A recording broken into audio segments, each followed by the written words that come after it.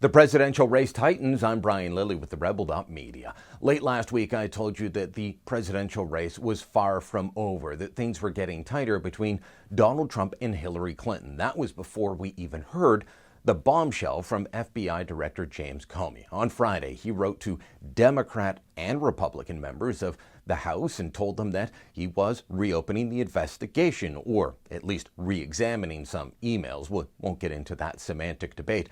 But according to reports, 650,000 emails found on a computer shared between Huma Abedin and her now estranged husband, Anthony Weiner. And those emails were found while the FBI was investigating Weiner for sexting with a 15-year-old. So a completely unrelated case shows up a treasure trove of emails all related back to Hillary Clinton. They've got to go through them, see if they're classified, but this brings the story back into the public eye and starts to damage Clinton's reputation. How's that playing out in the polls? Well, it hasn't shown up fully yet. We're still waiting on many polling firms updating, but in the daily tracking polls, we're already starting to see a tightening. Wasn't that long ago that Hillary Clinton had a double-digit lead in several polls, including the ABC Washington Post daily tracking poll. Well, now that is down to a single point. That's right. Over the weekend, it closed to a single point, and it is now in a four-way race, 46% for Hillary Clinton, 45% for Donald Trump. Rasmussen has them 3 points apart, 45 for Hillary Clinton, 42 for Donald Trump. Now, this is the poll we went into detail with last week, and I want to do that again. Look at some of the background numbers, because this shows why it's tightening and how, and the fact that, well, things could still go Donald Trump's way. Not prepared to say that Trump is going to beat Clinton yet, but the idea of just accepted wisdom a week ago that Clinton was going to win the election hands down, well, all bets are off. Let's take a look at the background demographics and why Trump is still in the race. First, let's look at the factor of age. Hillary Clinton is immensely popular with young people, but here's the problem. Young people don't vote in as large a percentage of the population as older people. Now, what's the age breakdown between Trump and Clinton? Well, look at this. You've got 18 to 44-year-olds, 47 for Clinton, 36 for Trump.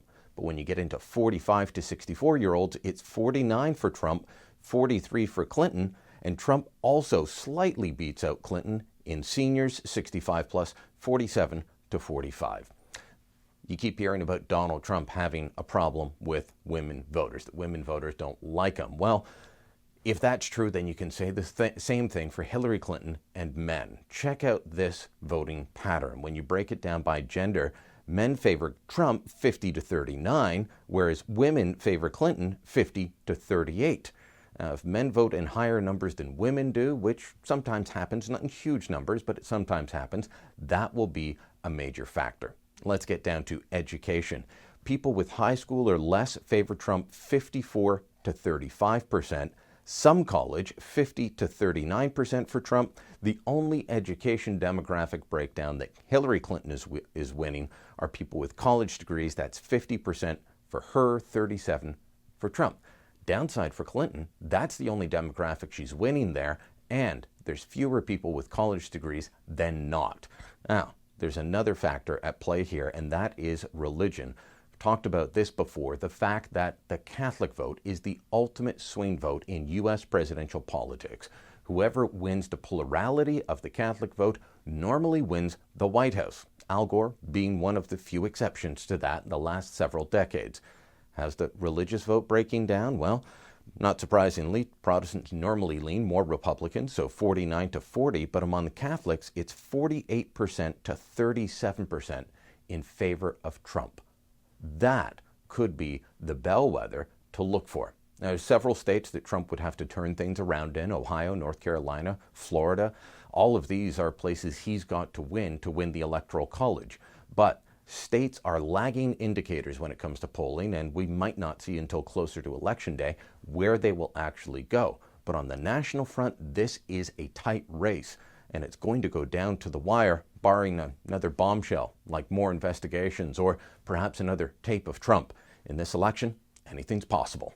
If you like what you just watched, make sure you subscribe to the YouTube channel. Just click down here below or head on over to The Rebel and become a Remember, then you can access premium content you won't get anywhere else.